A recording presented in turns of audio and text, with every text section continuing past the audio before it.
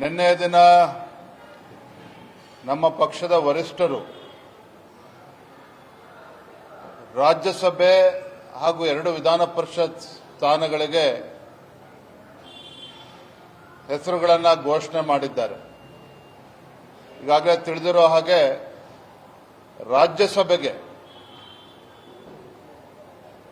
ಅತ್ಯಂತ ಹಿಂದುಳಿದ ಸಮಾಜ ಕುರುಬ ಸಮಾಜಕ್ಕೆ ಸೇರಿರ್ತಕ್ಕಂಥ ಮಾ ನಾಗರಾಜ್ರವರು ರಾಷ್ಟ್ರೀಯ ಸ್ವಯಂ ಸೇವಕ ಸಂಘದ ಗರಡಿಯಲ್ಲಿ ಬೆಳೆದು ಅಖಿಲ ಭಾರತೀಯ ವಿದ್ಯಾರ್ಥಿ ಪರಿಷತ್ ಅಲ್ಲೂ ಕೂಡ ತಮ್ಮ ಸೇವೆಯನ್ನು ಸಲ್ಲಿಸಿ ಪಕ್ಷದ ಸಂಘಟನೆಯಲ್ಲೂ ಸಹ ವಿವಿಧ ಹುದ್ದೆಗಳನ್ನು ಅಲಂಕರಿಸಿ ರಾಜ್ಯ ಬಿಜೆಪಿ ಉಪಾಧ್ಯಕ್ಷರಾಗೂ ಕೂಡ ಅವರು ಸಂಘಟನೆಗೆ ಸಮಯವನ್ನು ನೀಡಿದರು. ಮತ್ತು ವಿಶೇಷವಾಗಿ ಹಿಂದೆ ಬಿಜೆಪಿ ಸರ್ಕಾರ ಇದ್ದಾಗ ಸನ್ಮಾನ್ಯ BS ಯಡಿಯೂರಪ್ಪನವರು ಮುಖ್ಯಮಂತ್ರಿಗಳಾಗಿದ್ದಾಗ Karnataka public service commission KPSC ಅಲ್ಲೂ ಕೂಡ ಬಹಳ ಉತ್ತಮ ಸೇವೆಯನ್ನು ಸಲ್ಲಿಸಿದ್ದಾರೆ. ಅವರನ್ನು ರಾಜ್ಯಸಭೆಗೆ ಆಯ್ಕೆ ಮಾಡಿರ್ತಕ್ಕಂಥದ್ದು ನಮ್ಮೆಲ್ಲರೂ ಕೂಡ ತುಂಬಾ ಸಂತೋಷವನ್ನು ತಂದುಕೊಟ್ಟಿದೆ. ವಿಧಾನ ಪರಿಷತ್ಗೆ ನಮಗಾಗಲೇ ಗೊತ್ತಿರೋ ಹಾಗೆ ಗೌರವಾನ್ವಿತ ಲಿಂಗರಾಜ್ ಪಾಟೀಲ್ ರವರು 37-38 ವರ್ಷಗಳಿಂದ ಸತತವಾಗಿ ಸಂಘಟನೆಯ ವಿವಿಧ ಜವಾಬ್ದಾರಿಯನ್ನು ತೆಗೆದುಕೊಂಡು ಜಿಲ್ಲಾ ಮಟ್ಟದಲ್ಲಿ ಮತ್ತು ರಾಜ್ಯ ಮಟ್ಟದಲ್ಲೂ ಸಹ ಪಕ್ಷದ ಜವಾಬ್ದಾರಿಯನ್ನು ಹೊತ್ತು ಹಗಲು ರಾತ್ರಿ ಶ್ರಮ ವಹಿಸಿದ್ದಾರೆ. ಸಂಘಟನೆಗೆ ಬಲ ತುಂಬುವಂತ ಕೆಲಸ ಮಾಡಿದ್ದಾರೆ. ಅಖಿಲ ಭಾರತೀಯ ವಿದ್ಯಾರ್ಥಿ ಪರಿಷತ್ನಲ್ಲೂ ಕೂಡ ಅವರ ಸೇವೆಯನ್ನು ಸಲ್ಲಿಸಿರುವಂಥದ್ದು, ಅವರಿಗೆ ವಿಧಾನ ಪರಿಷತ್ಗೆ ಅವಕಾಶ ಮಾಡಿಕೊಟ್ಟಿರ್ತಕ್ಕಂಥದ್ದು ನಮ್ಮೆಲ್ಲರೂ ಕೂಡ ತುಂಬಾ ಸಂತೋಷ ತಂದುಕೊಟ್ಟಿದೆ. ರಘು ಕೌಟಿಲ್ಯರವರು ಮಡಿವಾಳ ಸಮಾಜಕ್ಕೆ ಸೇರಿರ್ತಕ್ಕಂಥ ಒಬ್ಬ ವಿದ್ಯಾವಂತ, ಶಿಕ್ಷಣ ಸಂಸ್ಥೆಯನ್ನ ನಡೆಸೋದ್ರ ಮುಖೇನ ಮತ್ತು ಪತ್ರಿಕೋದ್ಯಮದಲ್ಲೂ ಕೂಡ ಕೆಲವು ದಿನಗಳ ಕಾಲ ಅವರ ಸೇವೆಯನ್ನು ಮಾಡಿರುವಂಥದ್ದು. 2 ಬಾರಿ ವಿಧಾನ ಪರಿಷತ್ ಚುನಾವಣೆ ಸ್ಪರ್ಧೆ ಮಾಡಿ ಸ್ವಲ್ಪ ಅಂತರದಲ್ಲಿ ಸೋತಿದ್ರು ಕೂಡ ಅತಿ ಹಿಂದುಳಿದ ವರ್ಗಕ್ಕೆ ಸೇರಿರ್ತಕ್ಕಂಥ ಮಡಿವಾಳ ಸಮಾಜಕ್ಕೆ ಸೇರಿರ್ತಕ್ಕಂಥ ರಘು ಕೌಟಿಲ್ ಅವರು ರಾಜ್ಯ OBC ಮೋರ್ಚಾದ ಅಧ್ಯಕ್ಷರಾಗಿ ಪಕ್ಷದ ಸಂಘಟನೆಗೆ ಬಲವನ್ನು ನೀಡಿರತಕ್ಕಂಥವ್ರು. ಒಟ್ಟಾರೆಯಾಗಿ ಹೇಳೋದಾದ್ರೆ ಮಾ ನಾಗರಾಜ್ರವರ ಆಯ್ಕೆ ಇರ್ಬೋದು, ಲಿಂಗರಾಜ್ ಪಾಟೀಲ್ ಅವರ ಆಯ್ಕೆ ಇರ್ಬೋದು, ಅದೇ ರೀತಿ ರಘು ಕೌಟಿಲ್ ಅವರ ಆಯ್ಕೆ ರಾಜ್ಯದ ಎಲ್ಲ ನಮ್ಮ ಪಕ್ಷದ ಕಾರ್ಯಕರ್ತರಿಗೆ ತುಂಬಾ ಸಂತೋಷವನ್ನು ತಂದುಕೊಟ್ಟಿದೆ. ಒಳ್ಳೆ ಒಂದು ಸಂದೇಶವೂ ಕೂಡ ಕಾರ್ಯಕರ್ತರು ಹೋಗಿರುವಂತದ್ದು.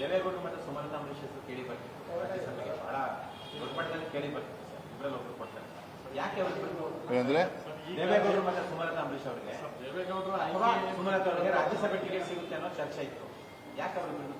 ದೇವೇಗೌಡರು ಮಾಜಿ ಪ್ರಧಾನಮಂತ್ರಿಗಳು ಏನಿದ್ದಾರೆ, ನರೇಂದ್ರ ಮೋದಿಜಿಯವರ ಕೈ ಬಲಪಡಿಸಬೇಕು, NDAಗೆ ಶಕ್ತಿ ತುಂಬುವಂತ ಕೆಲಸ ಮಾಡ್ಕೊಂಡು ಬಂದಿದ್ದಾರೆ.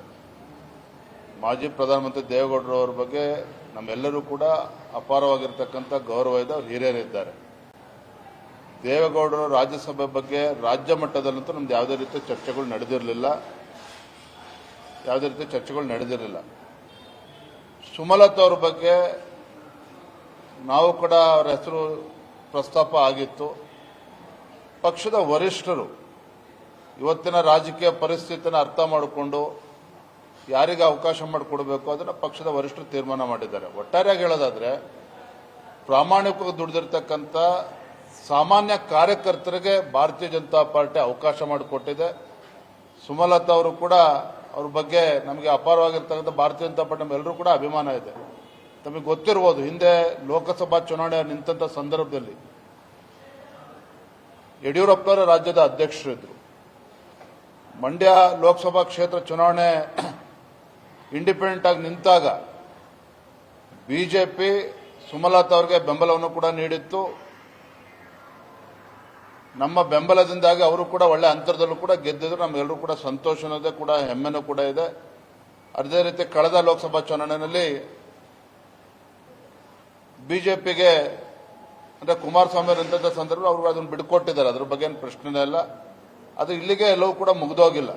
ಖಂಡಿತ ಪಕ್ಷದ ಹಿರಿಯರು ವರಿಷ್ಠರು ಇದ್ರ ಬಗ್ಗೆ ಚಿಂತನೆಯನ್ನು ಮಾಡ್ತಾರೆ. ಅವರಿಗೆ ಒಂದು ಸೂಕ್ತ ಸ್ಥಾನಮಾನಗಳನ್ನ ಬರುವಂತ ದಿನಗಳಲ್ಲಿ ಕೊಡ್ತಾರೆ ಅನ್ನುವ ಸಂಪೂರ್ಣ ವಿಶ್ವಾಸ ನಮ್ಗೆಲ್ಲರೂ ಕೂಡ ಇದೆ.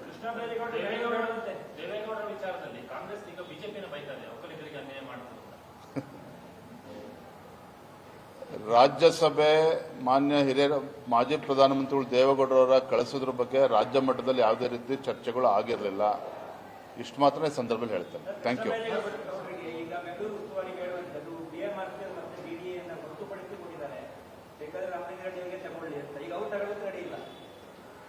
ಅಲ್ಲರಿ, ಮುಖ್ಯಮಂತ್ರಿಗಳು ಪ್ರಮಾಣ ವಚನ ತೆಗೆದುಕೊಂಡು 48 ಗಂಟೆಗಳಲ್ಲಿ ಯಾವ ರೀತಿ ರಗಳೆಗಳು ಪ್ರಾರಂಭ ಆಗಿದೆ ತಾವು ನೋಡ್ತಾ ಇದ್ದೀರಿ. ಕಳೆದ 3 ವರ್ಷ ಅಂತೂ ಈ ಕಾಂಗ್ರೆಸ್ ಸರ್ಕಾರದಲ್ಲಿ ಯಾವುದೇ ಒಂದು ಅಭಿವೃದ್ಧಿಯನ್ನು ನೋಡೋದಕ್ಕೆ ಸಾಧ್ಯ ಆಗಿಲ್ಲ. ಭ್ರಷ್ಟಾಚಾರ ಬಿಟ್ಟರೆ ಬೇರೆ ಏನೂ ಕೂಡ ಸಾಧನೆ ಮಾಡಿಲ್ಲ ಈ ಸರ್ಕಾರ. ಇನ್ಮೇಲಾದ್ರೂ ಕೂಡ ಇನ್ನು 2 ವರ್ಷಗಳು ಏನು ಉಳಿದಿದ್ದಾವೆ, ಆ 2 ವರ್ಷದ ಅವಧಿಯಲ್ಲಾದ್ರೂ ಕೂಡ ಒಳ್ಳೆ ಕೆಲಸಗಳು ಮಾಡ್ತಾರೆ ಅನ್ನುವ ನಿರೀಕ್ಷೆ ರಾಜ್ಯದ ಜನರಲ್ಲಿದೆ. ಈ ಕಿತ್ತಾಟದಿಂದ ಮತ್ತೊಮ್ಮೆ ಅಭಿವೃದ್ಧಿ ಆಗ್ತದೆ ಮುಂದೆ ರಾಜ್ಯದಲ್ಲಿ ಅನ್ನೋದು ಕೂಡ ಹುಸಿ ಆಗ್ತಾ ಇದೆ.